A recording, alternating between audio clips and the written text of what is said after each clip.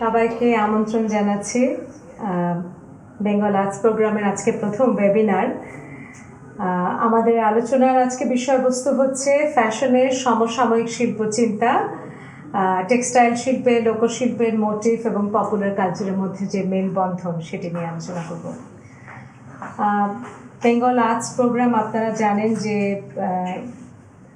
একটা বড় পরিসর নিয়ে কাজ করে এবং একটা ট্রান্সডিসিপ্লিনারি অ্যাপ্রোচ আছে। আর্ট, শিল্প বলি, কারুশিল্প বলি, পাবলিকেশন বলি, এগুলো সব কিছু মিলে, ফিল্ম, আর্ট, সিনেমা সব কিছু নিয়ে। তো বেঙ্গল আর্টস প্রোগ্রামের যে ইদানিংকালে যেসব কাজ হচ্ছে তার মধ্যে সবচেয়ে উল্লেখযোগ্য বোধ হয় এবং এক ধরনের জনবান্ধব বলা যায়, সেটা হচ্ছে গত বছর জামদানি উৎসব অনুষ্ঠিত হয়েছিল সেপ্টেম্বর মাসে। এবং আমরা দেখেছি যে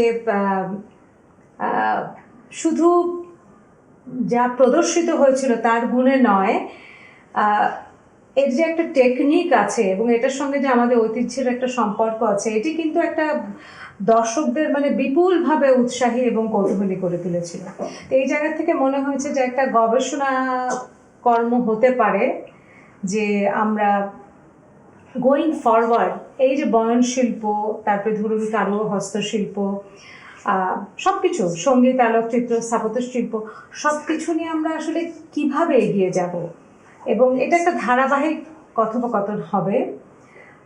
আজকে প্রথমবার করছি আমরা, এবং আমাদের আহ্বানে সাড়া দিয়ে আজকে আমাদের সঙ্গে উপস্থিত হয়েছেন চন্দ্রশেখর সাহা, ডিজাইনার, লেখক এবং লোক ও কারুশিল্প বিশেষজ্ঞ; বাহার রহমান, প্রতিষ্ঠাতা, ফ্যাশন প্রতিষ্ঠান নিত্য উপহার; নসীন খের, ডিজাইনার এবং অরণ্যর ম্যানেজিং ডিরেক্টর; কনক আদিত্য, সঙ্গীত শিল্পী এবং ফ্যাশন প্রতিষ্ঠান দেশালের কর্ণধার।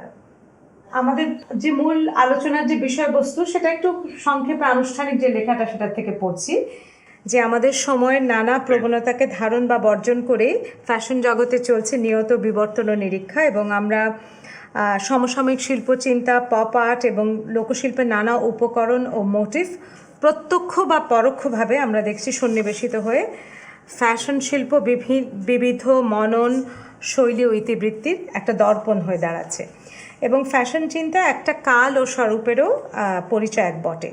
তো এই যে অন্দরবাহির এই স্থানিক বৈশ্বিক ধারার এই মেলবন্ধনে জনরুচি ও মানুষ গঠনে এটি ক্রিয়াশীল। তাই দাম দিয়ে ফ্যাশন পণ্য সংগ্রহ করলে তার শৈল্পিক গুণ ক্রেতাকে প্রভাবিত করে কিনা সেটিও আমাদের একটি প্রশ্ন। আর আমরা এই ওয়েবিনারে আর্ট ও ফ্যাশন, জনঘনিষ্ঠতা, সহজলভ্যতা, গোষ্ঠীকরণ, এটি কি কোনো বিশেষ গোষ্ঠীর জন্য কিনা, কারু নৈপুণ্য বাণিজ্যিকীকরণের মধ্যে কোনো বিরোধ আছে কিনা, এই বিষয়গুলো আমরা আলোচনা করতে আগ্রহী। আর আমাদের কতগুলো প্রশ্ন আছে যে ফ্যাশন কি আসলে আর্টের পথ সুগম করতে পারে? ফ্যাশনের শৈলী ও প্রবণতা কি আর্টকে প্রভাবিত করতে পারে? আমরা উল্টো কথা বলছি, ইউজুয়ালি তো আমরা জানি যে ফ্যাশন আর্ট থেকে নেয়, কিন্তু উল্টোটাও কি সম্ভব? আমরা এটাও প্রশ্ন আমার যে ফ্যাশনের পণ্য ব্যবহার এবং পরিধানের মধ্য দিয়ে ভোক্তারা কি কোনোভাবে একটা ধারণায় উপনীত হন যে এটা কারা তৈরি করেছে, এটা তৈরি করতে কী লেগেছে, কী রিসোর্সেস ইউজড হয়েছে, কিংবা যারা প্রস্তুত করেছে তারা জীবন জীবিকা এ সম্বন্ধে কি কোনো অ্যাওয়ারনেস তৈরি হয়? এটাও আমাদের একটা প্রশ্ন। তা আমরা আপনাদেরকে প্রত্যেককে প্রথমে 5 মিনিট করে বলার জন্য অনুরোধ করব, এবং তারপর আমরা একটা মুক্ত আলোচনায় বসবো। আগেই আবার বলে দিচ্ছি যে এটি একটি গবেষণা প্রক্রিয়ার অংশ, সুতরাং আপনারা যেটা বলবেন সেটা আমরা মনে করি যে আমাদের মূল গবেষণা প্রস্তাবনা যেটা ছিল যে এই বয়নশিল্প ক্রাফটসকে কিভাবে এই সময়তে, সমসাময়িক সময়ে আমরা কিভাবে একে ধারণ করতে পারি, কিংবা কারুশিল্প কিভাবে কিংবা বয়নশিল্প কিভাবে এই সময়টাকে ধারণ করতে পারে, সেটাই আমাদের গবেষণার উদ্দেশ্য, এবং আপনাদের আলোচনা সেই গবেষণার পথটাকে সুগম করবে। আমরা প্রথমে শুনব বাহার রহমানের কাছ থেকে। তিনি, আপনারা সকলেই জানি আমরা যে তিনি অসাধারণ টি শার্ট ডিজাইন করেছেন, এবং শিল্পীদের মধ্যে একটা কোলাবোরেশন, তারপরে লোকাল মার্কেটে নতুন কিছু নিয়ে আসা, একটা নতুন স্টেটমেন্ট তৈরি করা, এবং আমরা এও দেখেছি এর মধ্যে একটা ইনফরমেশন কন্টেন্টও সবসময় ছিল। অর্থাৎ যে কাজটি বাহার ভাই করেছেন এবং সেটি যারা পরিধান করেছে তারা কিন্তু নতুন কিছুর একটা শুধু ডিজাইন পায়নি, তারা জেনেওছে নতুন কিছু। বাহার ভাই, আপনি যদি কিছু বলেন। ধন্যবাদ। এই চমৎকার আজকে অনুষ্ঠানে অংশ নিতে পেরে আমি আনন্দিত।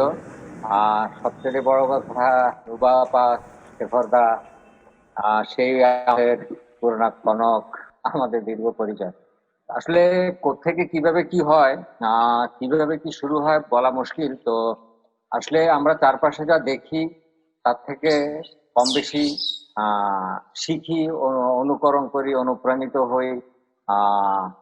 তো এরকম একটা প্রেক্ষাপট তো সবসময় চির আছে, থাকবে। তো আমার যেটা মনে হয় যে আসলে হ্যাঁ, এটা ঠিক যে আসলে মানুষ সৃষ্টিশীল, মানুষ সৃজনশীল। আর মানুষের অল্প স্বল্প কাজের মধ্যেও সেটা কম বেশি প্রকাশের চেষ্টা করে, যে যেভাবে পারেন আর কি। আহ যেভাবে দেয়ালে আলপনা আঁকা, যেভাবে কাপড়ের মধ্যে নিত্য নতুন ডিজাইন তৈরি হয় জামদানিতে, আহ যেভাবে হচ্ছে। তো এগুলি এটা একটা। তা আমরা যেটা আসলে দেখেছি যে হ্যাঁ, পোশাক তো অনেক কিছুরই পরিচয় বহন করে। আজকে অনেক বছর পরে ভাবতে ভালো লাগে, কিংবা এটা আমি নিজেও খেয়াল করছি যে আসলে নিত্য উপহার একটা ভিন্ন রকম কিছু করারই চেষ্টা করেছে, ভিন্ন রকম কিছুই হয়েছে। হ্যাঁ, আমরা শুধু ছবি নয়, আঁকা নয়, এর সাথে প্রয়োজনীয় ইনফরমেশন গুলি, দরকারি তথ্যগুলি, শিল্পীর নাম কিংবা কি বিষয়ে করা হয়েছে সেই বিষয়টা এখন পর্যন্ত আমরা উল্লেখ করার চেষ্টা করি। গার্মেন্টস শিল্পের একটা ব্যাপক বিপ্লব ঘটে গেল আমাদের দেশে কয়েক দশকে। আর যেখানে যেটা হলো যে আসলে পোশাকের একটা সংকট থাকে, আছেও। তো ক্রেতারা আসলে গার্মেন্টস এর খালি আমরা আসলে সেলাই করে দেই না, আমরা একই সাথে আসলে তাদের ডিজাইন গুলিও ছাপি। তাদের ডিজাইন থেকেই আমরা অভ্যস্ত, কম দামে সহজভাবে পাই বলে। তো এই জায়গাটায় আমরা দেখেছি যে আসলে লন্ডন দেখা কিংবা থাইল্যান্ড দেখা অসংখ্য টি শার্ট, অসংখ্য পোশাক পাওয়া যায়। আহ থাইল্যান্ড দেখা যতটা না আমরা আমদানি করে কিংবা ব্যাগে করে আনি, বেড়াতে গিয়ে আনি, গার্মেন্টস এর তার চেয়ে অনেক বেশি, এবং বুঝে না বুঝেই আমরা আসলে এটা পরিধান করে থাকি এবং দীর্ঘদিন পরে আসছি, চর্চা করে আসছি। তো সে জায়গাটা আসলে একটা সময় মনে হয়েছে যে না, আমরা আসলে এখানে আমাদের একটা নিজস্ব জিনিসগুলি মানুষ কতটা নেয়, কিংবা মানুষ তো নিতেই চান। আসলে আমরা যারা পোশাক করি কিংবা আমাদের আগে যারা পোশাকের চর্চা করেছেন, পোশাকের আহ নানা রকম উদ্যোগের সাথে জড়িত হয়েছি, তো আসলে আমাদেরই প্রয়োজন যে আসলে ক্রেতাদের, ভোক্তাদের প্রয়োজনীয় উপকরণগুলি উপস্থাপন করা, তৈরি করা। তো সেরকমই একটা প্রচেষ্টা বলা যায় যে নিত্যবারের টি শার্টের চর্চা। আমরা এমন একটা মাধ্যম বেছে নিয়েছি যেখানে আসলে সরাসরি আসলে কাপড় না, টি শার্ট না, নিট ফেব্রিক না, এর সাথে আসলে শিল্পী এর যুক্ততা আবশ্যকীয় ব্যাপার। একটা যদি পাঞ্জাবি করি, এখানে সব সময় শিল্পী না হলেও চলেন, ডিজাইনার না থাকলেও চলে। কিন্তু যখন টি শার্ট করি তখন সেখানে আসলে আঁকা ঝোঁকার ব্যাপারগুলি এসেই যায়, আসেই। তো বিদেশি ডিজাইন অনুকরণ, অনুসরণ না করে আমার মনে হয় যে আমাদের নিজস্বতা চর্চাটা করার অনুপ্রেরণায়, অভিপ্রায় একটা খুবই ক্ষুদ্র একটা সংকীর্ণ জায়গা থেকে আমরা যাত্রা শুরু করেছি। সময় বলবে আসলে আমরা কতটুকু সফল হয়েছি, ব্যর্থ হয়েছি। কিন্তু বিষয়টা হলো যে আসলে প্রচুর মানুষ অনুপ্রাণিত হয়েছে, প্রচুর মানুষ আসলে একই ধরনের এই জাতীয় কাজকর্ম উদ্বুদ্ধ হয়েছে। কিন্তু শিল্পীদের সাথে কতটা যুক্ত হয়েছে, শিল্পীরা কতটা যুক্ত হয়েছে, সেটা খুব বলা মুশকিল। নির্দিষ্ট কিছু কিছু উদ্যোক্তা এই বিষয়টাকে গুরুত্ব দিয়ে থাকেন, দিয়েছেন। আপামর জনগণের জন্য যে পোশাক তৈরি হয় সেখানে কিন্তু আসলে বিদেশি পোশাকের জয়গানি বলা যায় যে এখন পর্যন্ত প্রবহমান। আমরা যে সময় শুরু করেছি সে সময় যে প্রতিবন্ধকতা ছিল, আজকে আমি মনে করি যে প্রতিবন্ধকতা আগের মতোই আছে, কিংবা তার চেয়ে বেশি জটিলও হয়েছে। জি, থ্যাংক ইউ। আমরা একটু সংক্ষেপেই শুনলাম বাহার ভাইয়ের কাছ থেকে। আমরা সবাই জানি যে এটা এক ধরনের একটা রেভলিউশন ছিল বাংলাদেশে। তবে ওনার একটা কথা ধরেই বলছি যে উনি বলছেন যে জনসাধারণের মধ্যে, সাধারণ মানুষের মধ্যে মানে যে সংকটটা ছিল যে গার্মেন্টসের কাপড় এবং এই যে কষ্ট করে তারা ডিজাইন করে তৈরি করে টি শার্ট করেছেন, মানে সেই সংকটটা রয়েই গেছে। তো সেই প্রশ্নের সূত্র ধরে আমি নওশীন খানের কাছে যাব। আপনি তো অরণ্য ক্রাফটসের ম্যানেজিং ডিরেক্টর, এবং আমরা জানি যে অরণ্য ক্রাফটস একটা ভীষণ অগ্রণী ভূমিকা রেখেছে এই ন্যাচারাল ডাইটাকে সবার কাছে নিয়ে আসা। এবং এই যে আমরা বলি যে একটা আমাদের ইকোলজিটাকে যে আমাদের এনভায়রনমেন্টটাকে সেভ করার যে ব্যাপার আছে, কিংবা এর সঙ্গে কারুশিল্পের যে যোগসূত্র, সেই জায়গার থেকে আমি নওশীন খেরকে কিছু বলতে বলবো। আরেকটা জিনিস আপনি আমাদের হয়তো আরও বেটার বলতে পারবেন, বাজারের কথা, যেটা কিছুটা বাহার ভাইও বলেছেন। তো এই দুটো বিষয়, মানে একটা নতুনত্ব আনা, নতুন প্রজন্মের কাছে ডিজাইনারদের সঙ্গে একটা সম্পৃক্ততা, পরিবেশ বান্ধব, এবং আন্তর্জাতিক বাজারে ন্যাচারাল ডাই পরিবেশ বান্ধব পণ্যের কি সম্ভাবনা আছে? নওশীন খের। Thank you. আমি অ্যাকচুয়ালি বলতে চাচ্ছি যে আমাদের টেক্সটাইল কনজাম্পশন গ্লোবালি কিন্তু অনেক বেড়ে যাবে।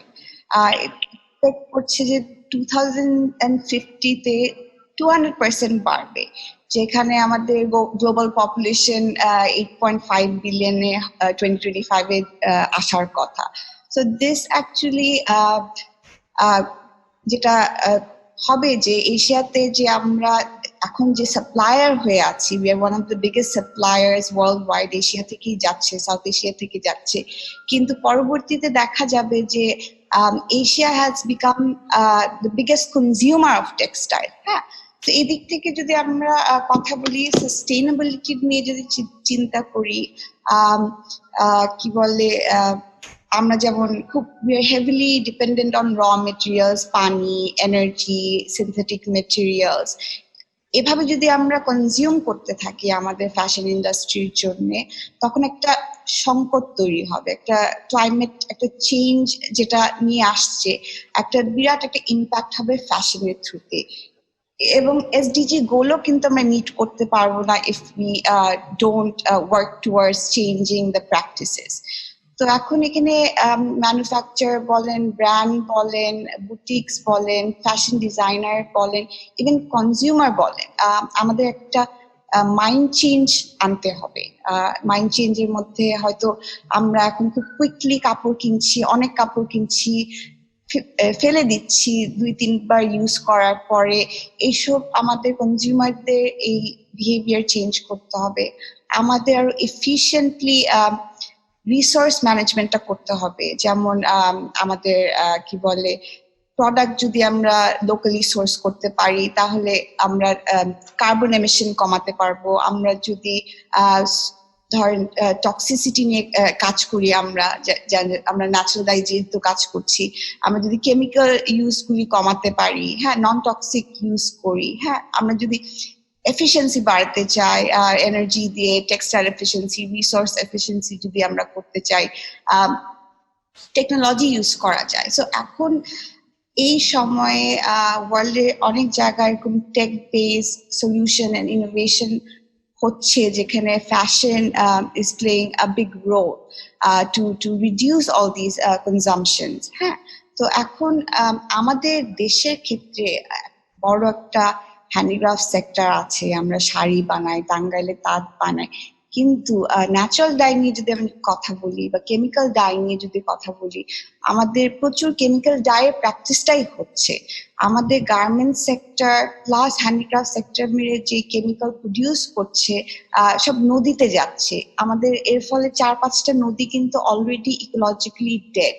বুড়িগঙ্গা, শীতলক্ষা, তুরাগ, বালু river, these are all ecologically critical areas by now. So আমরা যদি সিস্টেম্যাটিকলি একটা চেঞ্জ আনতে পারি আমাদের দেশে, যেটা বিদেশেও করা হচ্ছে, অনেক ইনোভেশন আসছে, ক্রিয়েটিভিটির সাথে সাথে ট্রেনিং, হাউ টু কি বলে ইউটিলাইজ দিস প্র্যাকটিসেস, তখন আমরা ইন দ্য নেক্সট 10-20 ইয়ার্স একটা স্ট্রং একটা এরিয়ায় চলে যেতে পারবো।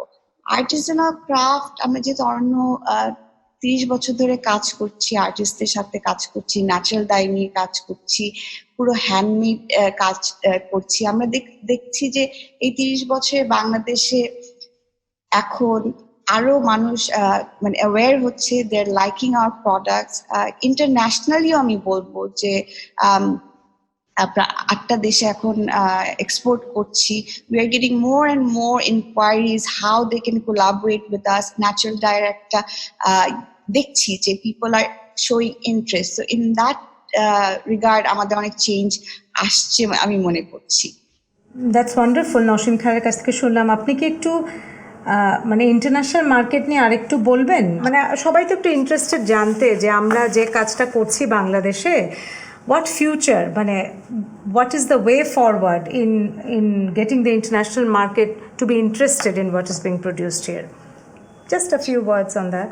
ইন্টারন্যাশনাল মার্কেটের ক্ষেত্রে আমি যেটা বলবো, এক এক দেশে এক এক ধরনের কনজিউমার ট্রেন্ড চলছে। আমাদের ওই চেঞ্জে অ্যাডাপ্ট করতে হবে। আমাদের ফোক আর্ট বা ফোক ক্রাফট যেটা আছে, ফোকের মধ্যেই আছে, আমাদের প্রোডাক্ট ডেভেলপমেন্ট নিয়ে কোনো ডিজাইন সেন্টার নেই। So when we can align what the consumers want, তখন কিন্তু আমাদের ডিমান্ড অনেক বেড়ে যাবে। ফর এক্সাম্পল, কক্সবাজারে আমরা ভিজিটে মোড়া বানাচ্ছিল একটা ক্লাস্টার অফ ওমেন। তো মোড়াটা আমরা জানি গ্রাম অঞ্চলে ইটস ভেরি পপুলার, বিকজ মোড়াটা ছোট একটা জিনিস, ওরা বসে তখন ওরা চাল ভাঙতে পারে, মানে ভিলেজে অনেক কাজ করতে পারে। যখন এই মোড়াটা ঢাকায় চলে আসে, তখন ওই মোড়ার ফাংশনটা ইটস টু লো ফর ঢাকার people. So আমাদের artisans have to understand that market থেকে আরেক মার্কেটে নিতে গেলে ওদের হয়তো একটু লম্বা করতে হবে, ছোট করতে হবে। আবার এই যে মোড়াটাই যদি বিদেশে যায়, it has to be multi-purpose, কারণ ওদের স্পেস খুব কম।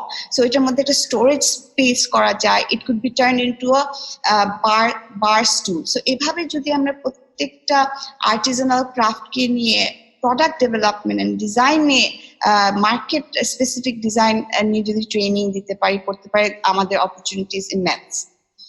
Thank you. আমরা এবার শুনবো একটু কনক আদিত্যর কাছ থেকে। আমরা জানি যে তিনি লোকশিল্পের নানা উপকরণ, মোটিভ ইত্যাদি নিয়ে ফ্যাশনে সন্নিবেশিত করে একটা নতুন মাত্রা যোগ করেছেন, এবং আমরা এটাও জানতে চাই যে একটা পারফরমেন্সের সঙ্গে, পারফরমেন্স আর্টের সঙ্গে, সঙ্গীতের সঙ্গে আপনি কিভাবে এগুলোর যোগসূত্রটা দেখেন, কনকাদিত্য? মানে যে সূত্র ধরে আসছে, তো ওই পুরনো প্রসঙ্গ নিয়ে একটু ঘুরে আসি, তারপরে না হয় বলি। যেমন বাহার ভাইয়ের যে কথাগুলো কিংবা হিমির কথাগুলো, যে এই বাহার ভাই বলছিলেন যে বিদেশি প্রোডাক্ট কিনে আমরা অভ্যস্ত বা পছন্দ করা, কিন্তু একদম খুব বড় একটা জায়গা চিন্তা করলে কিন্তু ঠিক একটু ভিন্নতা আছে। যেমন যে অ্যাভেলেবিলিটি, যে মানুষ আসলে ওই বেশিরভাগ মানুষ তো আমরা যে ধরনের প্রোডাক্ট তৈরি করি কিংবা ঢাকায় যেরকম করে ফ্যাশন ইন্ডাস্ট্রি গড়ে উঠেছে, সেটার বাইরে কিন্তু বেশিরভাগ মানুষ তার ক্রয় ক্ষমতার দিক থেকে। কাজেই ওই রাস্তায়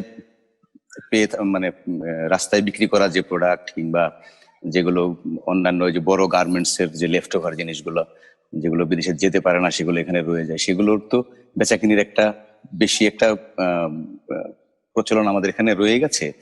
তো ওইটা খুব সুলভে পাওয়া যায়, যে কারণে হয়তোবা ওই জিনিসটা গ্রো করেছে মানুষের মধ্যে, যে ওইটাও দেখতেও বিদেশি লাগে, আসলে তো বিদেশিদের জন্য বানানো।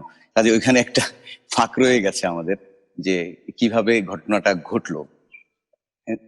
আমি যেমন ফ্যাশনের দিক থেকে চিন্তা করলে, রাস্তায় হাঁটি, রাস্তায় হেঁটে যেসব যা দেখি, মানুষ কি পড়ছে, কি পছন্দ করে পড়ছে, কিংবা পছন্দ করা না করার বাইরেও তার ক্রয় ক্ষমতার উপরে নির্ভর করে যেসব জিনিস সে ব্যবহার করছে, সেটার সঙ্গে আসলে সম্পৃক্ততা অনেক বেশি, যে এটাই আসলে ফ্যাশন।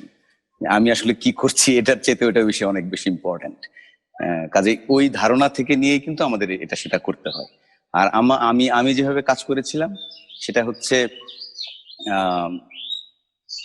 যে আমরা একটা সাদা টি শার্ট পরি কিংবা সাদা একটা জামা পরি, আর্ট কলেজের স্টুডেন্ট হওয়ার কারণে যে আমাদের নিজস্বতা, যে আমি নিজেরটার মধ্যে একটু নিজে এঁকে নিব। তো সেই সূত্র থেকে শুরু হয়েছে, মানে আমি একজন চিত্রশিল্পী হিসাবে আমি আমার আহ, জামাটাকে একটা ক্যানভাস হিসেবে কল্পনা করে নিয়ে তাতে আমি আসলে আঁকছি। যে কারণে আমার কাছে আমি যে ফ্যাশনের যে সেক্টরটা নিয়ে এগিয়ে গিয়েছিলাম, সেখানের সঙ্গে আমার আসলে এই ভিজুয়াল আর্টের যে ক্যানভাস, সেটার সঙ্গে আসলে কোনো তফাৎ নাই। যে কারণে যেমন আপনি লেখার শুরুতে বলছিলেন না যে যেটা পড়ছিলেন সেটার মধ্যে যেমন লেখা ছিল যে এরকম যে ফ্যাশন কিভাবে আর্টের সঙ্গে সংযোগ স্থাপন করে, কিংবা এটা একে অপরকে কিভাবে প্রভাবিত করে। যেমন আমি এটা নিয়ে খুব বেশি আগাতে পারবো না, কারণ হচ্ছে যে আমার কাছে যেমন ফ্যাশন মানে নিজে একটা আর্টের অংশ, ওই রকম ওই ভঙ্গির কারণে। কারণ আমি শুরুই করেছি এরকম করে যে আমার যে কাজটা, আমার মাথায় যে ভীষণ যে বিষয়গুলো কাজ করে, সেগুলোই তো আমি আসলে আমার এই জামার ক্যানভাসে ফুটিয়ে তুলছি। আমি পরবর্তীতে এটাকে এরকম ভাবে বলার চেষ্টা করেছি, এটা আসলে মোবাইল আর্ট। আমরা একটা পেন্টিং এর প্রদর্শনী দেখতে গ্যালারিতে যেমন যাই, আমি চেয়েছি যে আমাদের প্রোডাক্টগুলো যারা পড়বে, কনজিউমার, সে আসলে এক্সিবিট করবে জিনিসটা, সে গায়ে বহন করে করে বিভিন্ন জায়গায় যাবে, বিভিন্ন মানুষ সেটা দেখবে। ঠিক একই কনসেপ্ট কিন্তু আসলে বাহার ভাই যেটা বলছিলেন যে এই নিত্য উপহারের ক্ষেত্রে মূল ঘটনাটা কিন্তু এখানেই। যেহেতু আমিও নিজে জড়িত ছিলাম বাহার ভাইয়ের সঙ্গে ওই সময়ে, একটা সময়ে আমিও নিজে ডিজাইন করতাম। আমার ভিতরে কিন্তু ওই কল্পনাটাই ছিল যে আমি একটা কিছু আঁকছি, আমি একটা ইনফরমেশন দিচ্ছি, আমি একটা প্রামাণ্য কোনো কিছু করছি, খুব দলিল কেন্দ্রিক। সেই জিনিসগুলো যাতে আমরা চেয়েছি যে কোথাও কেউ একবারে না এসে আমরা বিভিন্ন জায়গায় ছড়িয়ে পড়ি, কনজিউমার নিজে এগুলা যারা দেখবে ভিউয়ার্স এর কাছে নিয়ে যাবে, এরকম একটা ব্যাপার। তো ওইখান থেকেই তো আসলে শুরু। আর একদম নতুন বিষয়টা এই জন্য ওইরকম মনে হয়নি যে নতুন, হয়তো ওই আর্টের দেখানোর মিডিয়াটা একটু নতুন, এই হলো ব্যাপার। আর লোকাল আর্টের সঙ্গে সম্পর্ক সেটা হচ্ছে যে আমাদের আসলে কি আছে, আমরা যদি এরকম খুঁজি, আমরা তো সবকিছুই সবসময় উৎস খুঁজি না। যে আমি হয়তো একটা অনুকরণ করতেও পারি একটা বিদেশি জিনিস, কিংবা সারা পৃথিবীতে ছড়িয়ে পড়েছে এই সময় ট্রেন্ড, যাই বলি না কেন, সেটা আমরা শুনতেই পারি, দেখতেই পারি। তো ওটা করলে একটা অনুকরণের ব্যাপার চলে আসে। কিন্তু আমি যদি আসলে দেখি যে একটা হেভি মেটাল গান, ওইটা একটা আমেরিকান কিংবা একটা ইউরোপিয়ান যেভাবে করছে, মূল সোর্সটা আসলে কি, কোনখান থেকে বিষয়টা তৈরি হয়েছে, কোনখান থেকে শুরু হয়েছে, আমি যদি মূল বিষয়টা জানি, তাহলে কি স্থানিক পর্যায়ে কিন্তু ওই একই ধরনের কাজটা করা সম্ভব। যেমন এই নিত্যোপহারের করা, যে প্রামাণ্য দলিলাদি দিয়ে টি শার্টের ডিজাইন করা, এগুলো খুব ইন্টারন্যাশনালি খুব নতুন, বিষয়টা এরকম না। কিন্তু নিত্যোপহারের যেটা করেছে সেটা হচ্ছে যে ঘটনাটা একই, এই প্রামাণ্য দলিল দিয়ে একটা ডিজাইন করা, কিন্তু সেটা সে করেছে তার স্থানিক জায়গা থেকে, একদমই মৌলিকভাবে নিজের যে ঘটনা প্রবাহ, নিজের যে বিষয়াদি আছে দেশের, বিশেষ করে বাংলাদেশের বা কিংবা আমাদের নিজেদের চারপাশের বিষয়, সেইগুলো নিয়ে আসলে কাজটা শুরু হয়েছে। তার মানে এটা কিন্তু একটা আলাদা একটা পার্ট, আলাদা একটা পর্যায়ে, আলাদা একটা ভাবটা পেয়ে গেল যে এটা একটা নিজের জিনিস, নিজের জায়গা থেকে ব্যাপারটা শুরু হলো। ঠিক আমার ক্ষেত্রেও তাই হয়েছে যে আমি যেমন এই ব্যারিয়ারটা হয়তো আরো একটু ভাঙতে চেয়েছি, যে আমি চেয়েছি যে পৃথিবীর যাবতীয় যত লোকশিল্প কিংবা স্থানিক শিল্প আছে এগুলোকে নিয়ে কাজ করতে। এগুলো যেহেতু আমার পড়াশোনাটা এরকম ছিল, বিভিন্ন দেশের বিভিন্ন অঞ্চলের বিভিন্ন জায়গার যে শিকড়ের কাজগুলো, সেগুলো দেখার সুযোগ হয়েছে, যে কারণে চেয়েছি যে ওইভাবে কাজগুলো করতে।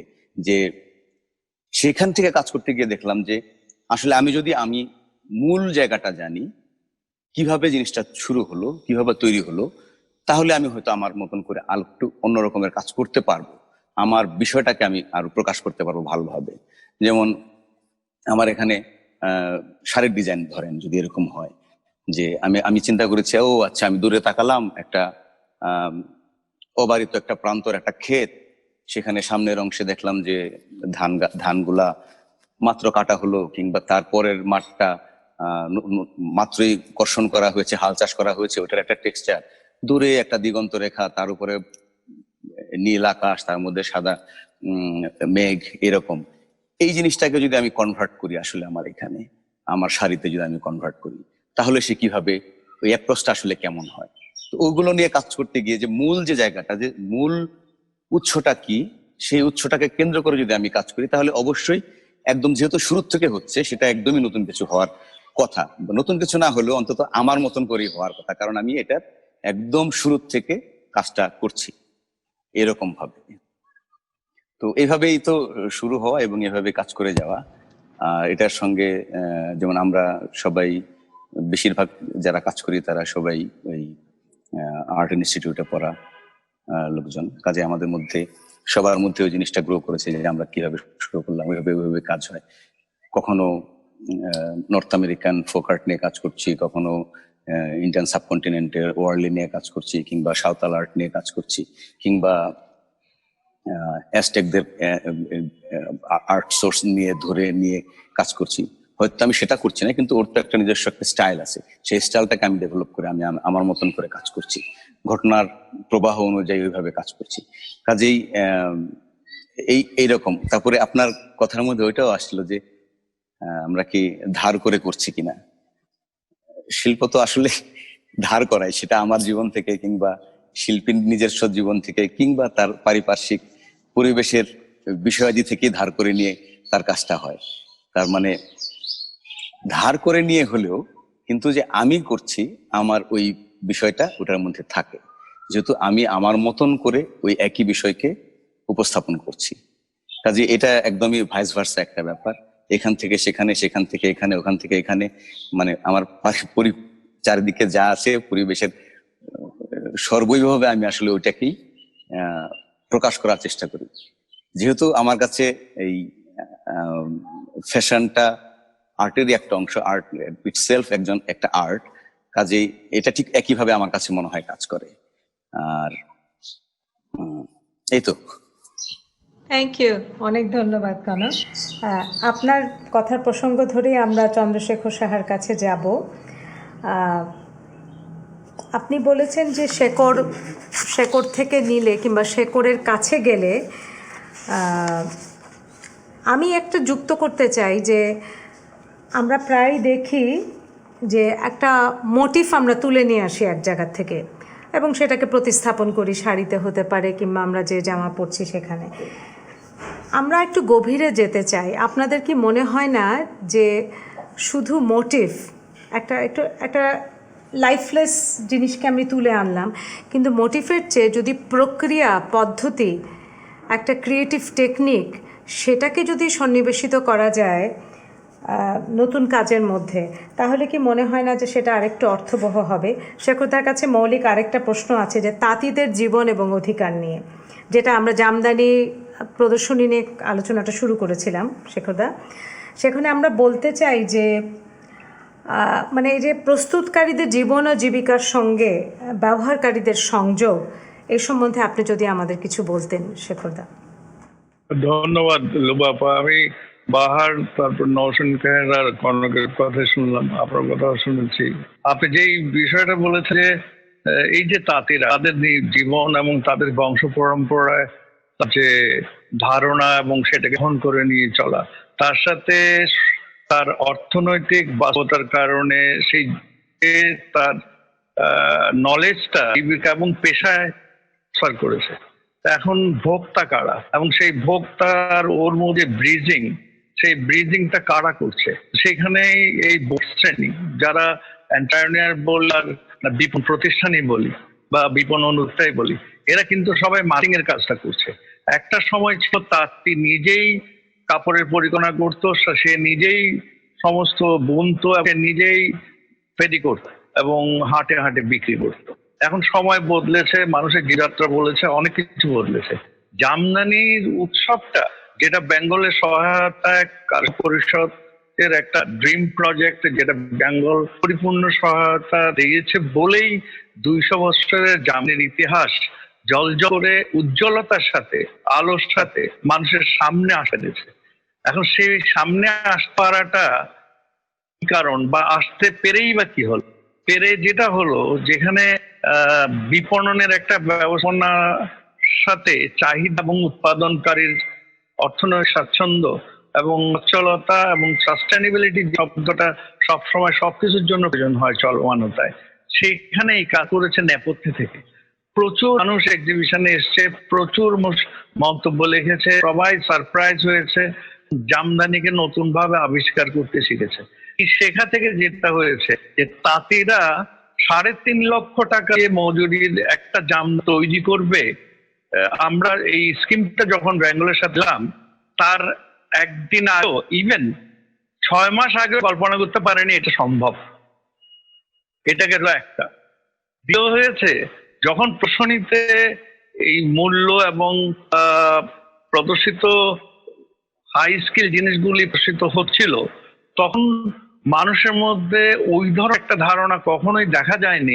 প্রায় এক্সিবিশনে থাকতাম, ওনাও দেখেছেন নিশ্চয়ই, মন্তব্য কিছু আছে যে একটা শাড়ি এত দাম, জামদানি তো কম দামেও তো হতো। এই কথাটা কিন্তু কেউ বল মানে আমি শুনিনি। আচ্ছা, এটার কি কারণ ছিল?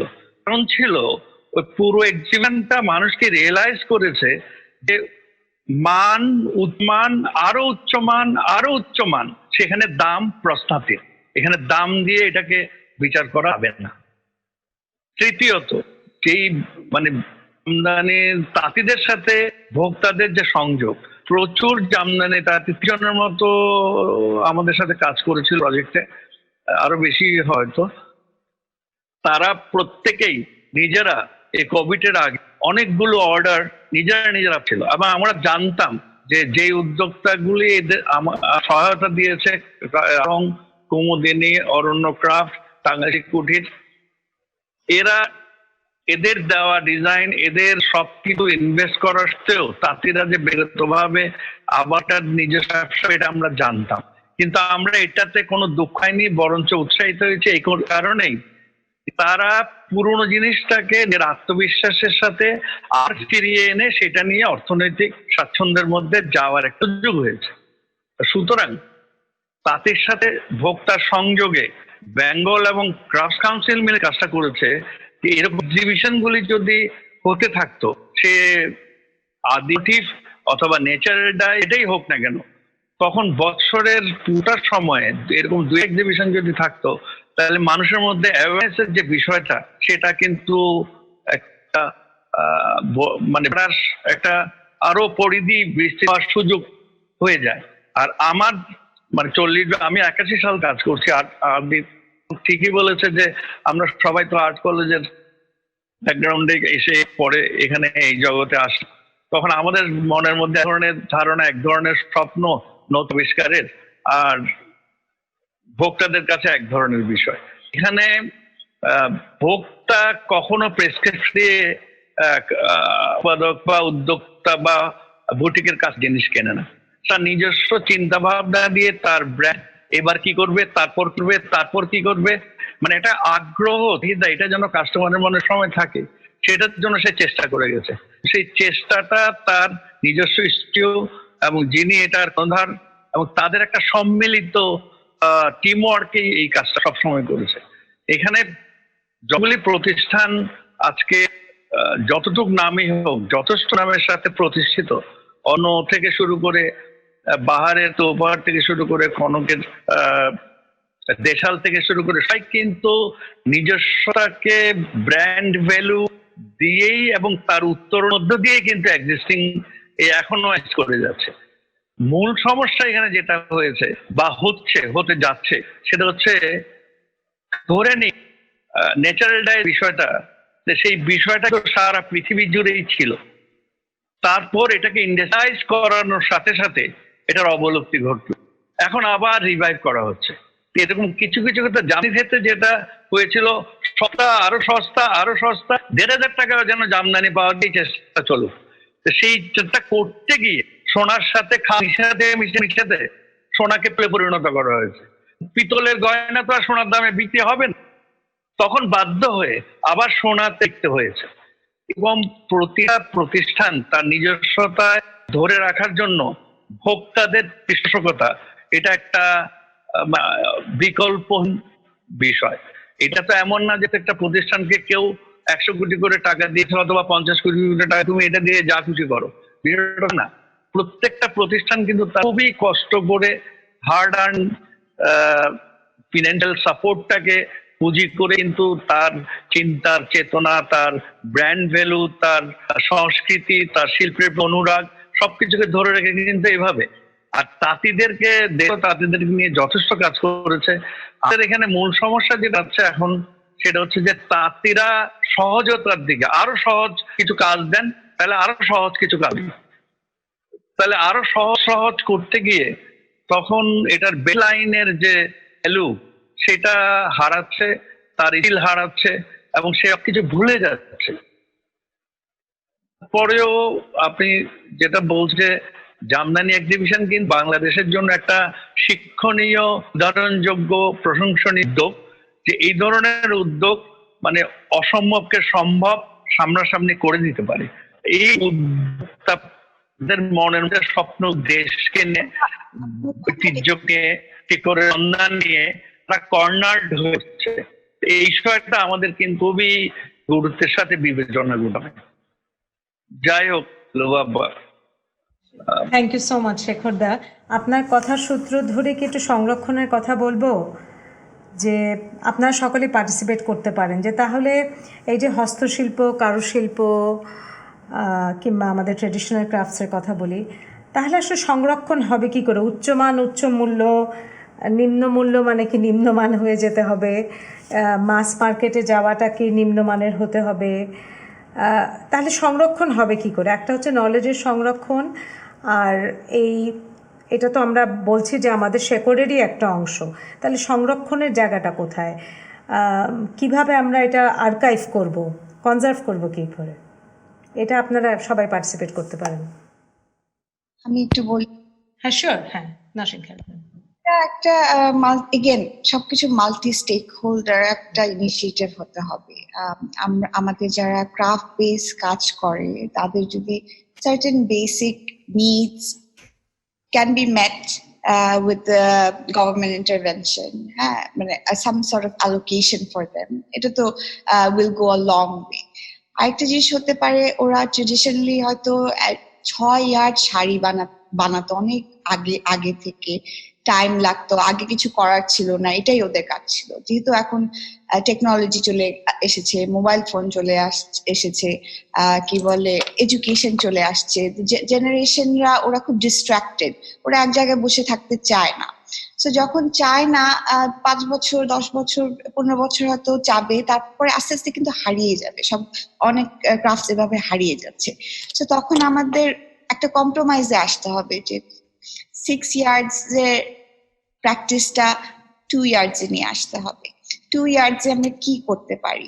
সো একটা মেয়ে যদি ঘন্টার পর ঘন্টা একটা নকশিকাঁথা শাড়ি বানায়, ও যদি একটা নকশিকাঁথার একটা সুন্দর ব্যাগ বানায়, ওই ব্যাগটা for example will probably take her 2 weeks time, কিন্তু একটা ভ্যালু অ্যাডেড প্রোডাক্ট হয়ে গেল। যখন আমরা when we can achieve, of course আমাদের অথেন্টিসিটি, শাড়ি তো লাগবে, যদি 2-3 মাস 4 মাসের বাবদে যদি একটা শাড়ি হয়, তখন ওই প্রাইসটা ওরকমই রাখা উচিত। যারা এফোর্ড করতে পারবে তারা কিনবে, এমন তো না যে মানুষ এফোর্ড করতে পারছে না। দুনিয়াতে ওদিকে এই আর্ট সান্টা ফেতে যেমন প্রত্যেক বছরে একটা আর্ট ফেয়ার হয়, ওই ফেয়ারে কি বলে 3 দিন আর্ট ফেয়ার হয়, সারা বিশ্ব থেকে যারা আর্ট ক্রাফট লাভার ওই ফেয়ারটাতে আসে, অ্যান্ড খুব সিলেকশনের থ্রুতে একদম অথেন্টিক ফোক আর্ট যারা বানাচ্ছে তাদেরকে ওই জায়গায় প্ল্যাটফর্ম দেওয়া হয়। And I've been hearing that এই 3 দিনে hundreds of thousands of dollar transaction হচ্ছে ওখানে। So there is a demand for authentic folk কি বলে crafts from all over the world. হ্যাঁ, সো ওই জায়গাটা আমাদের বাংলাদেশ থেকে কানেকশনটা রাখতে হবে। ওয়ার্ল্ড ক্রাফট কাউন্সিল আছে যেখানে আমাদেরকে প্রচুর অপরচুনিটিস দেওয়া হয়, যে go to Kazakhstan, go to this country, go to that country, bring your craft, এই মেলাতে যাও। সো এইসব দিক থেকে যদি আমরা সাপোর্ট পাই, কি বলে আর্টিজানরা সাপোর্ট পায়, ওরা এই ফোক আর্টটা নিয়ে একটা কনসিস্টেন্ট একটা মার্কেট ক্রিয়েট করতে পারবে, আমাদের লোকাল মার্কেট তো বেসিকলি বেশি কেউ টাকা দিতে চায় না আমাদের ক্রাফটের জন্য, দিস ইজ আ ফ্যাক্ট। কিন্তু এই ক্রাফটটাকে যখন আমরা বাইরে নিয়ে যাই এটার দাম 4-5 গুণ বেশি হয়, তখনই আমরা কিন্তু we can raise the price and appreciation for a product. আর যদি আমরা সেকেন্ড হচ্ছে গিয়ে যদি অল্প করে হয়েও আমরা যদি ইনশিওর করতে পারি যে সেকেন্ড জেনারেশন ক্রাফট পিপলদেরকে 3 ঘন্টা ক্রাফট শেখাবো, 5 ঘন্টা ওদের এডুকেশন ফ্রি করে দিব, ওদের ক্রাফট এডুকেশনটা খুব স্পেশালাইজড এডুকেশন, কারণ এরা তো একটা স্পেশালাইজ পিপল। সো এই স্পেশালাইজ পিপলকে আরো স্পেশালাইজ কিভাবে করব, ওদের এডুকেশন কিভাবে ফ্রি করে দেওয়া যায়, ওদের থাকা খাওয়া কিভাবে ফ্রি করে যায়, এই একটা যদি প্যাকেজ আমরা ক্রিয়েট করতে পারি, প্লাস প্রোডাক্ট ডেভেলপমেন্ট মানে কম কাজে বেশি টাকা অর্জনের উপায় করে দিতে পারি, তাইলে I think there will be a way we can safeguard these lost art and the ones that are losing. Thank you. আপনারা অন্যরা কেউ কিছু বলবেন না এই বিষয়ে? আমার মনে হয় আমি বলতে চাই যে হয় কি যে একটা জামদানি শাড়ি যে বুনছেন যে শিল্পী, ধরেন 6 মাস লাগলো একটা শাড়ি বুনতে, সেটার দাম হওয়ার কথা, দাম হয়তোবা 2.5 লাখ 3 লাখ টাকা হবে। আমার চিন্তাটা হচ্ছে ওইখানে যে যিনি এতটা সময় দিলেন, একটা পরিবারের কথাই বলি, হয়তো একটা পরিবারের এই পরিমাণ সময় লাগে, তো যে পরিমাণ সময় লাগছে তার প্রেক্ষিতে সেই কাজটার বিনিময়ে সে আসলে কতটুকুন পাচ্ছেন, এটার সঙ্গে তো যিনি উদ্যোক্তা সেই উদ্যোক্তার লভ্যাংশ আছে বা অন্যান্য বিষয়াদি ধরে টরে যে দাম হয়, উনি আসলে কতটুকুন পাচ্ছেন, কিংবা উনি যতটুকুন পাচ্ছেন ওই পাওনাটুকুন আসলে কতটা ঠিক মতো হচ্ছে বলতে আমি বলছি না যে কেউ কম দিচ্ছে বা বেশি দিচ্ছে, এরকম না। এটা হচ্ছে কনজিউমারের লেভেল থেকে যে দাম বেড়ে যাচ্ছে, তো দাম তো একটা মানুষ এতদিন খাটলে তার আসলে কত টাকা পাওয়া উচিত তার একটা সংসার চালানোর জন্য, আমরা কিন্তু মিনিমামটা ধরি, মানে মিনিমাম ধরেই কিন্তু একজন আর্টিজানকে দেওয়ার চেষ্টা করি। কাজে এইভাবে কিভাবে চলবে? কিংবা নসীন খায়ের আবার আরেকটা বলছিলেন যে খুবই আশার কথা যে তাদেরকে যদি এরকম একটা প্যাকেজ করে দেই যে শিক্ষা কিংবা এরকম এই বিষয়, তো আমরা তো অনেক কিছু এমনিতেই পাচ্ছি না। আমি জানি না এটা কিভাবে হবে, হলে খুব ভালোই হতো, কিন্তু আসলে কিভাবে হবে এটা আমি এখনো পর্যন্ত নিশ্চিত নই যে আসলে কিভাবে কাজটা হবে। মূল সমস্যা যেটা হয়েছে, প্যাকেজ দেওয়ার আসলে দরকার পড়ে না। মূল সমস্যাটা হয়ে গেছে যে আমরা যে এই কলোনিয়াল এডুকেশনাল সিস্টেমের মধ্যে গেলাম, এই যাওয়ার প্রেক্ষিতে কখনো আমি আমার জীবদ্দশায় এই পর্যন্ত দেখি নাই কোনো কৃষকের ছেলে উচ্চশিক্ষিত হয়ে কৃষক হয়েছেন, কোনো তাঁতির ছেলে বা মেয়ে উচ্চশিক্ষিত হয়ে তার পরম্পরা পেশায় চলে গেছেন, এটা আমি কখনো দেখি নাই, আমার এই জীবদ্দশা আমি দেখি নাই। কাজে তার মানে কি, আমার এই যে শিক্ষা, এই শিক্ষার কারণে কিন্তু আমাদের পেশাজীবীর সংখ্যা হারিয়ে যাচ্ছে, পরম্পরার যে শিক্ষা সেই পুরো ব্যাপারটাই ধ্বংস হয়ে যাচ্ছে।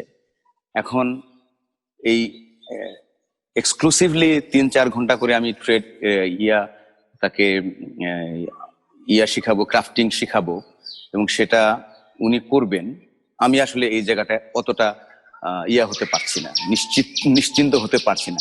আমার ধারণা অন্য কোনো উপায় বের করতে হবে। আমি কেন ওই পুরোনো আগের যে কথাটা বললাম যে উনি আসলে কতটুকুন টাকা পাচ্ছেন, একটা তাঁতি কেন কাপড় বোনা বাদ দিয়ে ভ্যান চালাচ্ছেন, তার মানে ভ্যান চালানোও কিন্তু স্বল্প আয়ের একটা ব্যাপার।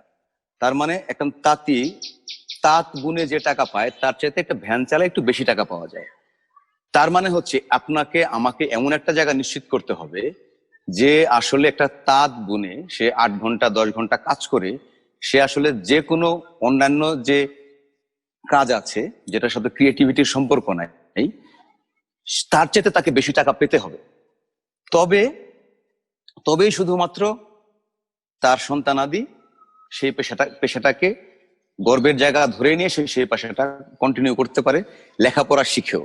যদি এই জগৎকালে এই ঘটনাটা ঘটে নাই, আমার মনে হয় এই বিষয়টার দিকে আমরা একটু তাকাতে পারি। আসলে এই এডুকেশন সিস্টেম এবং এই কারুশিল্পীদের যে একটা চলছে, দ্বৈরথ চলছে, সেই দ্বৈরথটা কিভাবে আমরা আসলে ঘোচাতে পারি, এই জায়গাটা যদি এটা আসলে সাস্টেনেবল হওয়ার কথা।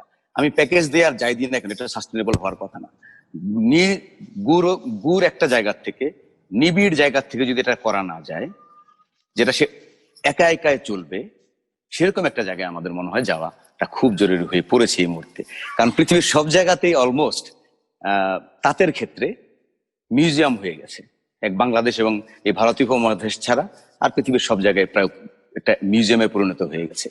এমনকি সাউথ আমেরিকার কথাও যদি বলি, অ্যান্ডিস পর্বতমালার নিচে যারা কাজ করেন, যারা ন্যাচারাল ডাই নিয়ে কাজ করেন, তাদেরকেও আমি বলতে চাই, তারা যে খুব বেশি এরকম মানে এটা একটা সাস্টেনেবল জায়গায় পৌঁছাতে পেরেছেন তা নয়, তাদেরকে আসলে অনুদান কিংবা এই মিউজিয়াম করে দিয়ে এরকম একটা জায়গায় তাদেরকে পৌঁছানো গেছে, যেটা আসলে আমি জানি না ওটা আসলে সাস্টেনেবল হবে কিনা। এটা কিভাবে আমার মনে হয় আপনারা আলাপ করতে পারেন এ ব্যাপারে। থ্যাংক ইউ বাবা। ধন্যবাদ কনক। না, আমরা তো শুনতেই চাচ্ছি আপনাদের কাছ থেকে, খুব যে সহজ এবং সোজা কোনো পথ আছে সেটা নয়, তবে এরকম আলোচনা করতে করতে একটা নতুন কোনো ডিরেকশন আসতে পারে। মানে আমরা যা শুনেছি এর মধ্যে যে একটা লোকাল উৎস এবং এর সঙ্গে আমাদের ঐতিহ্যের একটা যে সম্পর্ক, এটার জন্য একটা গবেষণা প্রয়োজন।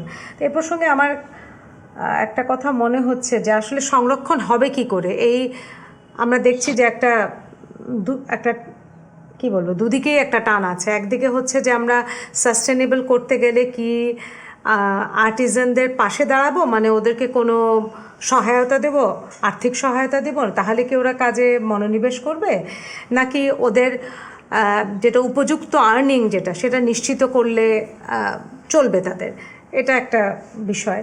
তবে আমাদের মনে হচ্ছে যে এই দোটানার মধ্যে মাঝখানে যে নলেজটা তৈরি হয়েছে সেটাকে কিভাবে সংরক্ষণ করে রাখা যায়, এটা নিয়ে আপনাদের কাছ থেকে একটু জানতে চাইব। সংরক্ষণ নিয়ে আপনাদের কি চিন্তা, প্রকাশনা নিয়ে, গবেষণা নিয়ে, প্রদর্শনী নিয়ে, এগুলোর প্রয়োজনীয়তা আছে কিনা, কেউ বলবেন কিনা? আমি কিছু বলবো? জি অবশ্যই বাহার ভাই। হ্যাঁ, আচ্ছা, আমার এমনি নিজেদের কথা বলি, আমার সারাউন্ডিং এর কথা বলি। আসলে আমরা যে সময় শুরু করেছি, আমরা একটা জিনিস ভেবেছি, কেন আমরা হ্যারি পটার করবো না, কেন আমরা স্পাইডারম্যান না, কিংবা কেন করি, কিংবা অস্ট্রেলিয়ান অ্যাবরজিন আর্ট নিয়ে কেন আমরা কাজ করি, কেন করব। তো এটার প্রধান বিষয় হলো যে আসলে Harry Potter, Spiderman, Australian aborigine art, এগুলি আসলে যারা চর্চা করেছে, যুগ ধরে চর্চা করেছে, ওদের এক্সপার্টিস, আর্ন, এভরিথিং, এগুলি করার লোকের অভাব নাই। এই কিন্তু বিষয়গুলিতে এফোর্ট দেওয়ার মতো পৃথিবীব্যাপী যার যার নিজস্ব কৃষ্টি কালচারে এফোর্ট দেওয়ার লোকের প্রচুর উদাহরণ রয়েছে, এবং তারা সঠিকভাবে সুন্দর করে উপস্থাপন করছে। আচ্ছা, তো এই জায়গাটা থেকে আসলে আমাদের যাত্রা শুরু। আমরা কেন ধরেন মোটিভ, আমরা মধুবনী মোটিভ নিয়ে কেন শাড়ি করি। আচ্ছা, এইসব জায়গাতেই আমার যেটা মনে হয়েছে যে আসলে শেখরদা গত কয়েক বছরে বেশ গুরুত্বপূর্ণ কিছু কাজ করেছে। যেমন মোটিভ ধার করা, মোটিভ ভাঙা আমাদের দরকার নেই। একটা মোটিভকে কিভাবে নতুন করে তৈরি করা যায়, নতুন রূপ তৈরি করা যায়। আসলে একটা বর্ণ যদি লিখি, এই বর্ণটাই একটা আকার তৈরি করে, সেটা ক হোক, খ হোক, গ হোক, সাইজ কিংবা বর্ণের ধরন ধারণ, সুতন্নি কিংবা সুশ্রী, যেটাতেই আমি যাই, আসলে প্রত্যেকটাই নিজস্ব একটা দৃষ্টিরূপ তৈরি করে। তো এই সব জায়গা থেকে আমরা দেখেছি যে আসলে নিজেদের কর্মকাণ্ডগুলো উপস্থাপনের জায়গাটাতেই আসলে বিরাট একটা গ্যাপ রয়ে গেছে। যে গ্যাপটা পূরণের উদ্দেশ্যই আসলে আমার মনে হয় যে আমাদের শিল্পী সমাজের, আমাদের সবার কিছু করণীয় রয়ে গেছে। আমরা যখন নতুন করে শুরু করি একটা জিনিস, আসলে নিজেরটা হয়তো অত পরিশীলিত হয় না, হয়তো অসাধারণ সুন্দর হয়ে ওঠে না, কিন্তু সেটা নিজেরই। যদি নকশিকাতে নিয়ে কাজ করি, সেটা আমারই, আমি নিজে বলতে পারি হয়তো খারাপ হয়েছে, কিন্তু এটা বলতে পারবে না যে ভাই অন্য কারণ। তো এইসব কারণে কিছু জায়গা রয়ে গেছে যে আসলে এইসব কারণে আসলে হ্যারি পটার, স্পাইডারম্যান কিংবা অস্ট্রেলিয়ান অ্যাবরজিন আর্ট কিংবা মধুবনী কিংবা মেক্সিকান শিল্পকর্ম, তো এই বিষয়গুলির একটা জায়গা রয়েছে। আর আরেকটা ব্যাপার হলো যে যেটা বলা হচ্ছে যে আসলে কনক যেটা বলছিলেন যে আসলে আমি দেখেছি যে রোহিতপুরে একটা শাড়ির থান করতে একটা থানের 3টা লুঙ্গি হয়। তাঁতি নিজে কাজ করছেন, তাঁতির ওয়াইফ কাজ করছেন, তাঁতির বাচ্চাটাও নানাভাবে সহায়তা করছেন। এখন একখান লুঙ্গি, 3টা লুঙ্গির দাম কত, এবং এই 3জন মানুষের মজুরি কত? তো এইসব জায়গায় চিন্তা করলে আসলে আমরা একটা বিপন্নতা বোধ করি, একটা বিপন্ন জায়গায় এসে উপস্থিত হই। তো এটা ঠিক যে আসলে পৃথিবীব্যাপী কিন্তু হ্যান্ডমেড, হ্যান্ড টাচ জিনিসের মূল্য সবসময় বেশি। তো আমরা যদি আসলে সেইভাবে আহ যদি মূল্যায়ন করতে শিখি, কিংবা ওই জিনিসটাকে ওইভাবে গুরুত্ব দিতে শিখি, কিংবা তাকে উপযুক্ত মূল্যটা দিতে শিখি।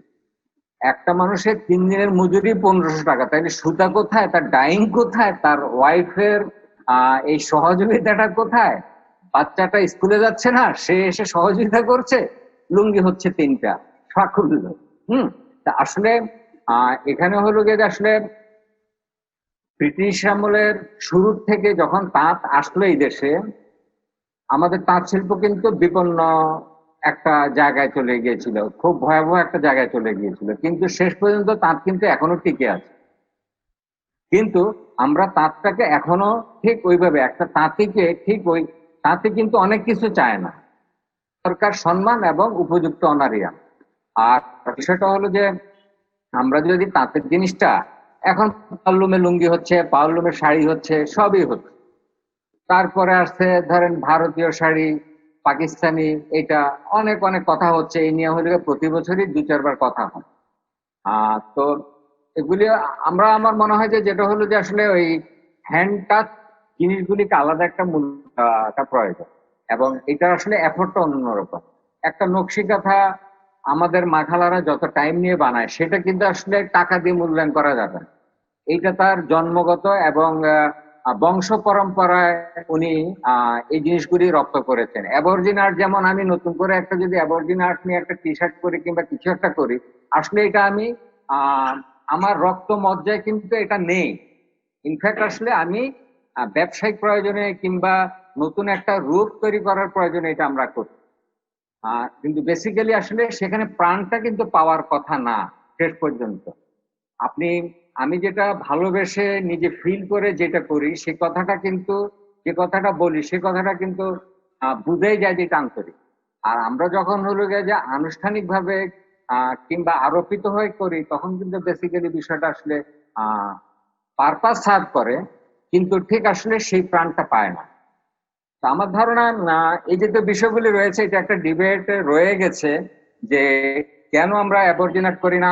আমি গর্বিত যে আমাদের শিল্পীরা দুবইয়ের সব্যসাচী তারা শুরু করেছে, তারপর শেখর দাস, শিল্পী কায়েম চৌধুরী, হাশেম খান, এবং আমাদের ক্যানভাস এত ছোট, আমার কাপড় এত ছোট, আমি কিন্তু অ্যাকোমোডেট করতে পারি না, আমরা কিন্তু ওনাদেরকে কাজে লাগাতে পারি না। কিন্তু আমাদের অনুরোধে আসলে ব্যাপারটা হলো আমরা যেটাই করেছি হয়তো তো ভালো হয়নি, কিন্তু এটা কনফার্ম আমরা বলতে পারি যে না, এটা আমাদের নিজেদেরই, কিংবা আমাদের নিজস্ব মানুষদেরই করা, আমার কনকেরই চিন্তায় করা। এটা কি করে এটা ভালো হলেও কনকের।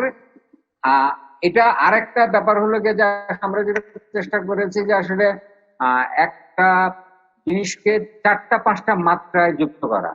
যেমন এটা নকশি কাঁথা, নকশি শীতল পাটির মোটিফে করা, তার মানে আসলে আমাদের ঐতিহ্যের শীতল পাটির ঐতিহ্যের সাথে যুক্ত হয়ে গেল। সেটা নিয়ে কাজ করেছেন শেখর দাস, চন্দ্রশেখর সাহা। তো আসলে 4টা মাত্রা যোগ হয়ে যান। এটা শিল্পী কায়েম চৌধুরী করেছেন, আসলে আমাদের হারিয়ে যাওয়া একটা নৌকা এঁকেছেন, তার মানে আমাদের হারিয়ে যাওয়া নৌকাটা কিন্তু এর সাথে যুক্ত হয়ে গেল। তার মানে যখন এই যে 3টা-4টা, যখন আমার এফোর্ট কম, যখন আমার ক্ষমতা কম, যখন আমার শক্তি কম, তখন এইভাবেই আমরা অনেক সময় আমাদের শক্তিকে বাড়িয়ে নিতে পারি। সেইভাবেই আমাদের ঐতিহ্যে নকশি কাঁথার সাথে জামদানি, আমাদের পাটি, নকশি কাঁথায় আসলে নানা গল্প ছড়িয়ে রয়েছে, নানা গল্প জড়িয়ে রয়েছে। সেই জিনিসগুলি আমি শেখরদাকে একসময় বলেছি যে আসলে সংরক্ষণটা কেমনে হবে। দেখেন প্যারিসে গেলে হয়তো গুচির মিউজিয়াম পাওয়া যেত, অথচ আমরা জানি যে গত 45 বছরে আড়ং লট অফ কাজ করেছেন, প্রচুর কাজ করেছেন তাঁতিদের সাথে এবং রিলেটেড নানা লোকের সাথে। আসলে এটা একটা মিউজিয়াম হওয়া উচিত এবং প্রত্যেকটা প্রতিষ্ঠান যার যার নিজের নিজের একটা মিউজিয়াম করার চেষ্টা করতে পারে যদি ওই প্রতিষ্ঠানটা সার্ভাইভ করে। আমরা আসলে আজকে করলাম, 3 দিন পরে হারিয়ে গেলাম, প্রতিষ্ঠান বন্ধ হয়ে গেল, উদ্যোগ বন্ধ করা নিয়ে আমরা চিন্তিত। থাকবে কি থাকবে না, হবে কি হবে না। ভ্যাট নিয়ে যেটা হচ্ছে, ধরেন আমদানি করা প্রচুর জিনিস হচ্ছে, গার্মেন্টস এর লেফট ওভার ভ্যাটলেস, আমদানি করা জিনিস কলকাতায় লাইট করছে, ঢাকায় বিক্রি হচ্ছে। ঢাকায় লুবা আপার বাসায় একটা সুন্দর শাড়ি পরে গেল, উনি অর্ডার করেছেন, মানে সো ইজি। আর সেখানে বহু দূরে আছে, উইদাউট ভ্যাট উইদাউট ট্যাক্স বাবার বাসায় পৌঁছে গেল, ওনার কষ্ট করা আর্নিং এর টাকাটা নিয়ে গেল, সরকার কিচ্ছু পেল না।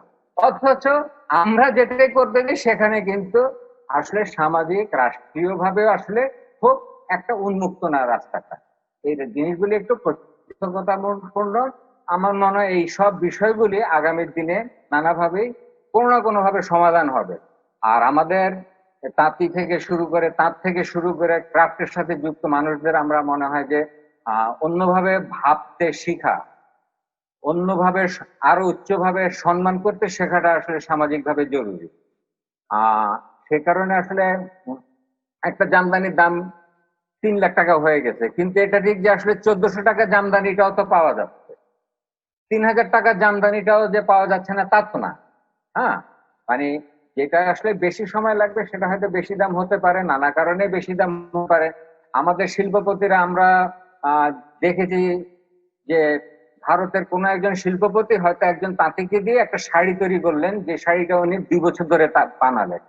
সেই শাড়িতে আঁকা আছে, মোটিভ গুলি তৈরি করা হয়েছে যে শাড়ির এই শুরু থেকে সুতা বোনা থেকে শুরু করে সমস্ত ঘটনা প্রবাহই ওই শাড়িতে ওই তাঁতি এঁকেছে এবং শিল্পপতি সেটা 50 লাখ টাকা দিয়ে কিনেছে। এখন আমাদের কোন শিল্পপতি সেই কাজটা করেন? আমাদের শিল্পপতিরা তার কন্যার বিয়েতে, মেয়ের বিয়েতে চলে যাবেন থাইল্যান্ড অথবা ভারত, কলকাতা এখানে, কিন্তু আমার তাঁতিকে সে হাফ এফোর্ট দেন না, আপনি হাফ পেমেন্টটা দেন না, সে আপনাকে ভালো জিনিসটাই দিতে পারবেন। উনি ওনার পূর্বপুরুষের থেকে অর্জিত সমস্ত জ্ঞান দিয়ে ভালো জিনিসটাই দিবেন, আমি নিশ্চিত উনি আন্তরিকভাবে ভালো জিনিসটাই করবেন। তো আসলে না, এই যে বিষয়গুলো আমার মনে হয় চিন্তা আনা যেতে পারে আর কি। এটুকু আপাতত আমার বক্তব্য। বাহার ভাই, ধন্যবাদ আপনাকে। যেটা আপনাদের কথা শুনে মনে হলো যে মানে একটা মানবিক দৃষ্টিকোণের অভাব আছে, এটা নিশ্চয়ই আপনারা সবাই একমত হবেন। এবং আমরা আসলে এখন একটা খুব সামন্তবাদী চিন্তার মধ্যে আছি এসব নিয়ে। আর আরেকটা হচ্ছে যে একটা ব্যবসায়িক জায়গাটা খুব অস্পষ্ট। আমরা গবেষণা, প্রকাশনা এবং প্রদর্শনীর প্রয়োজনীয়তা বোধহয় সবাই একমত এ বিষয়ে, কারণ কতটুকু ধরে রাখতে পারবো জানি না, সবাই সংশয় প্রকাশ করেছেন। তবে একটা পথ হচ্ছে যে গবেষণার মধ্য দিয়ে, প্রকাশনার মধ্য দিয়ে এবং প্রদর্শনীর মধ্য দিয়ে এগুলো ধরে রাখা, যাতে কোনো কারণে যদি আর একটি মানুষও না থাকে যে নকশি কাঁথা করতে জানে না কিংবা পাটি বুনতে জানে না, অন্তত সেই উইজডমটা, সেই নলেজটা আমাদের কাছে রয়ে যাবে কিংবা ভবিষ্যৎ প্রজন্মের জন্য রয়ে যাবে। বিপন্ন বোধ করার কথা অনেকেই বলেছেন। আমরা মূল্যবোধের একটা পরিবর্তন প্রয়োজন। আর আরেকটা আমি খালি প্রসঙ্গ বলে শেষ করব হয়তো, যে আধুনিক চিন্তার সঙ্গে, মানে এই সময়টা সমকালীন সময়ের সঙ্গে এই যে কারুশিল্পের একটা ব্যবধান রয়ে যাচ্ছে, এইটা নিয়ে আপনারা কেউ কিছু বলতে চান কিনা? মানে এটা কমানোর কিংবা এটা হ্রাস করার কি উপায় থাকতে পারে? মানে আমরা আমি কি ডিবেট করব? জি, অবশ্যই। ভারত তো আমার কথা সবই যা ভেবেছিলাম সব বলে দিয়েছে, আমার কাজ এখানে কমিয়ে দিয়েছে। কনকাদিত্য চমৎকার ভাবে সব বলেছে। আমি একটু ওই প্রসঙ্গগুলো অল্প করে এনে প্রসঙ্গে আসছি। সেটা হচ্ছে যার যার জায়গাকে সংরক্ষণ করাটা কিন্তু যায়। আজকে যখন দেশাল তৈরি হলো তখন থেকে তারা যা করলো সেগুলো যদি একটা করেও কাছে থাকে এবং কি করলো এবং মোটিভ নিয়ে যা কাজ করলো, এটাও তো একটা ডকুমেন্ট। এক সময় না এক সময় কোনো না ভাবে সেগুলো সবাই এক জায়গায় একটা মিউজিয়ামই হবে। মিউজিয়াম যদি করে তখন সবার কাছে কাপড় চাইবে, এটা চাইবে, তখন তারা দিতে পারবে। আরেকটা বিষয় হচ্ছে কি, সাস্টেনেবল কথাটা আমি প্রথম থেকেই বলছি।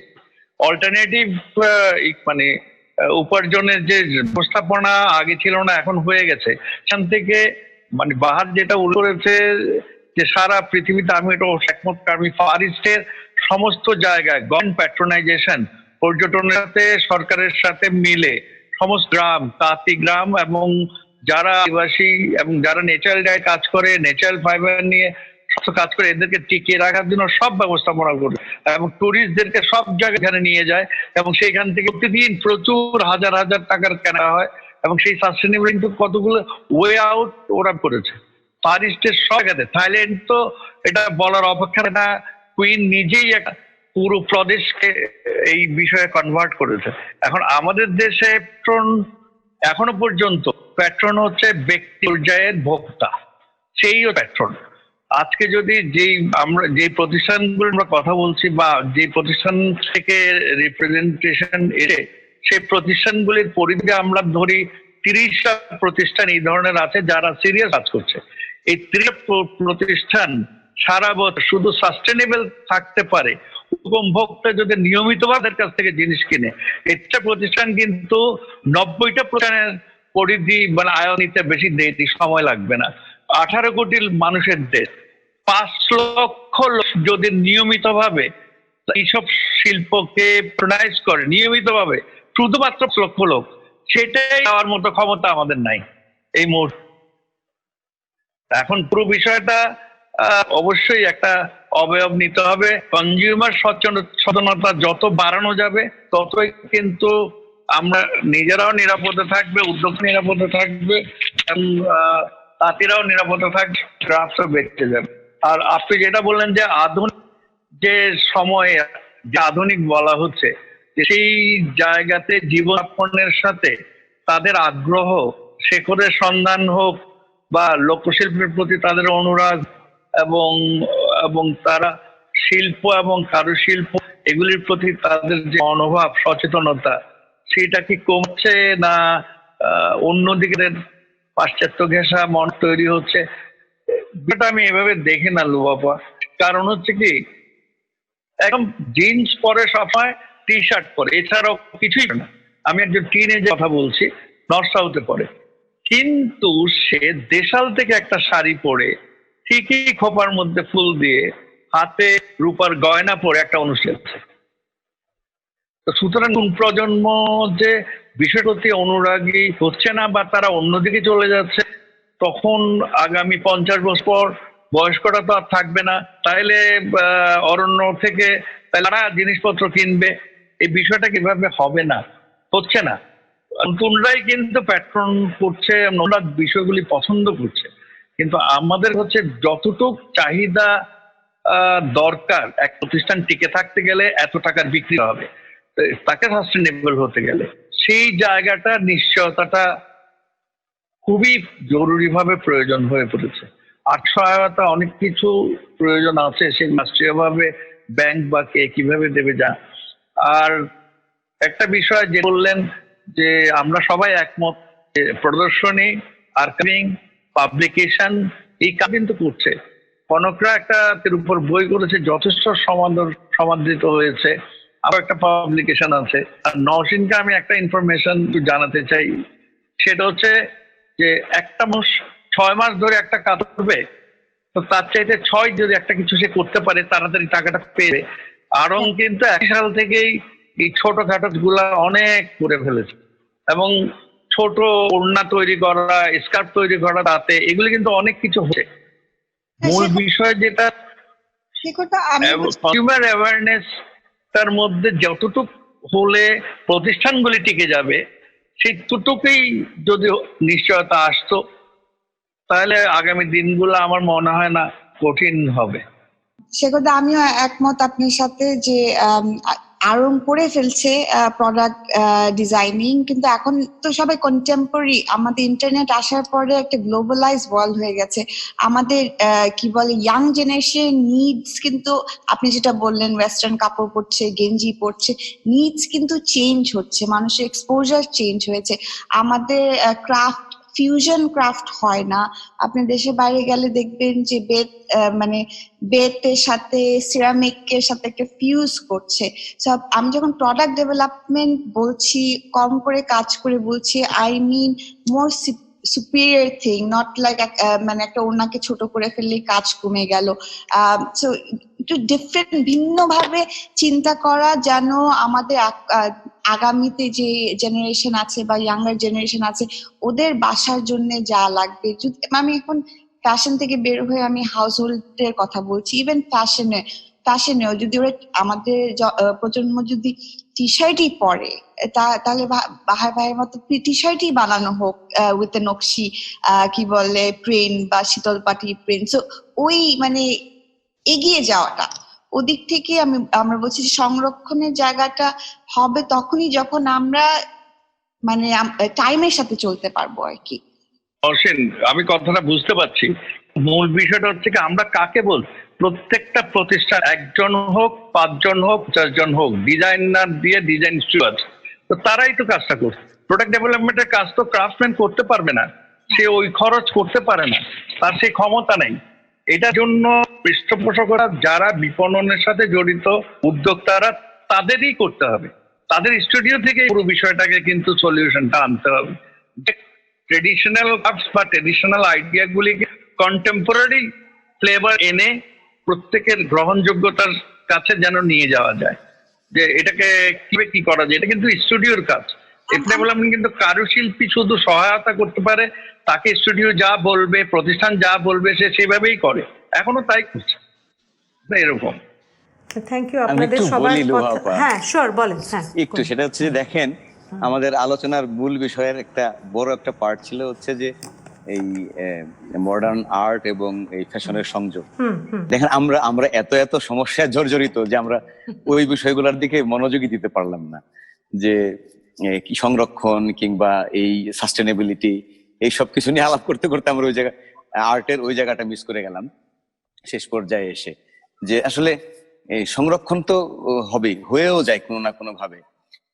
একটা মিউজিয়াম হতে পারে, এই হতে পারে, কিন্তু আমার এখানে আমাদের এই দেশে এত বেশি ক্রাফটসম্যান আছে এখনো পর্যন্ত, যারা আসলে কিছু অংশ কোনো একটা উপার্জন করতে পারলে তারা বেঁচে যায়, আর্টটা বেঁচে যায়, এই ক্রাফটিং এর এই পার্টটা বেঁচে যায়, এরকম একটা বিষয় আছে। যেমন খুব সহজেই বলা যায় যে প্লাস্টিক প্রোডাকশন যদি আপনি বন্ধ করে দেন, খুব সহসাই এই কুমোরের হাড়ি পাতিল বিক্রি হবে, বাঁশের হাড়ি পাতিল বিক্রি, বাঁশের সরঞ্জাম বিক্রি হবে খুব সহজেই। মানে এই জিনিসগুলো, অনেকগুলো বিষয় আছে যেগুলো আসলে সরকার থেকে অনেক বেশি পদক্ষেপ নেওয়া দরকার। আমি আমার নিজস্ব কারুশিল্প, আমার দেশীয় কারুশিল্প পছন্দ করি, কিন্তু সেটার উত্তরণের জন্য বা সেটাকে টিকিয়ে রাখার জন্য, সাস্টেনেবল করার জন্য যে সব উদ্যোগ নেওয়া দরকার, এই উদ্যোগগুলা কিন্তু আসলে সরকার বাহাদুরকে নিতে হবে, এছাড়া আর কোনো ওয়ে নেই। আমি হয়তো সে কথা বললেন না, ডিজাইন স্টুডিওতে কাজ হবে, ডিজাইন স্টুডিওর কাজ হবে। একজন মানুষ আজীবন তার সাধারণ ইয়া দিয়ে একটা নকশি কাঁথা বানাচ্ছে, তাকে আমি আমার এখান থেকে আমার পছন্দ মতো তাকে আমি কাজ দিলাম, একটা বড় ধরনের কিন্তু ফাঁক রয়ে যায়, যে তার পছন্দের মতন করে কাজ করার, তার প্রাণ দিয়ে কাজ করার যে বিষয়টা, সেটা থেকে তো আমরা সরে আসছি, যে স্টুডিও বেস ডিজাইন সাপ্লাই দেওয়ার কারণে। তারপরে তো তারা কাজটা করছে সাস্টেনেবল, আমি মনে করছি, কিন্তু অন্যান্য যে বিষয়গুলো আছে পারিপার্শ্বিক, সেই জিনিসগুলোর প্রতি আমার মনে হয় এটা বড় একটা জায়গা থেকে নজর দেওয়াটা খুব জরুরি। তাঁত বোর্ড আছে, তুলা বোর্ড আছে, যাদের কোনো কাজ নেই, তারা কোনো কাজ করে না। আমরা যখন ওই যে দাদা বলছিলেন, আমরা একটা গবেষণা করেছিলাম বাংলাদেশের তাঁতের উপরে, এটার সঙ্গে তাঁত বোর্ড এবং তুলা বোর্ড, আমার মূল দরকার রিসোর্স, তুলা দরকার, সেই তুলা বোর্ডের কোনো কাজ নাই। তারা জানে না কোথায় তোলা হয়, কিভাবে তোলা হয়, কিভাবে কারা কখন কিভাবে চাষ করবে, তাদের কোনো ধারণা নাই। তার মানে তারা একটা বোর্ডই আছে শুধুমাত্র, তাদের কোনো কাজ নাই। তো এই কাজগুলো না হলে আমি যতই চেঁচামেচি করি না কেন, কিচ্ছু হবে না। আসলে আমার শুধু সংরক্ষণই করতে পারবো। আমি চাই না, এটা একটা ভালো উদ্যোগ হতে পারে সংরক্ষণ, কিন্তু এই সংরক্ষণ আমি পার্সোনালি চাই না, যেটা শুধুমাত্র সংরক্ষণ হবে। সংরক্ষণটা আরো বৃহত্তর অর্থে হওয়াটা খুব জরুরি, যে এই জিনিসগুলো করলে আমরা কিন্তু জানি যে এই জিনিসগুলো যদি ফুলফিল হয় তাহলে এই জিনিসটা সাস্টেনেবল হবে। থ্যাংক ইউ দুর্বাপা। ধন্যবাদ আপনাকে কনক। ঠিক, এটাও কিন্তু যে আলোচনা আজকে হলো এবং আপনারা অংশগ্রহণ করলেন, এটাও কিন্তু সংরক্ষণের একটা পর্যায়, গবেষণার একটা পর্যায়। এই কনভারসেশন থেকেই কিন্তু আমরা মনে করছি যে আমাদের যে গবেষণা যে জিজ্ঞাসাটা ছিল সেটার একটা পথ আমরা একটা পাবো। আমার মনে হয় আজকে আমরা যা যা শুনেছি তার মধ্যে সাস্টেনেবিলিটির কথা উঠেছে। প্রথম দিকে কথা ছিল যে আমাদের পরিবেশ বান্ধব হতে পারে কিনা ফ্যাশন ইন্ডাস্ট্রিটা, এবং এটা নিয়ে আলোচনা হয়েছে।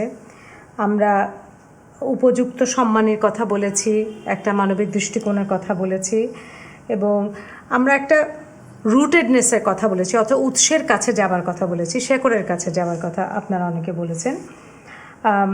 শিল্প বিপন্ন হওয়ার কথা আছে, প্রোডাক্ট ডাইভার্সিফিকেশনের কথা এসছে, এবং সমকালীন সময়, এই সময়ে কিভাবে কারুশিল্প কোন পথে বাহিত হবে সেটা নিয়ে আপনারা আলোচনা করেছেন।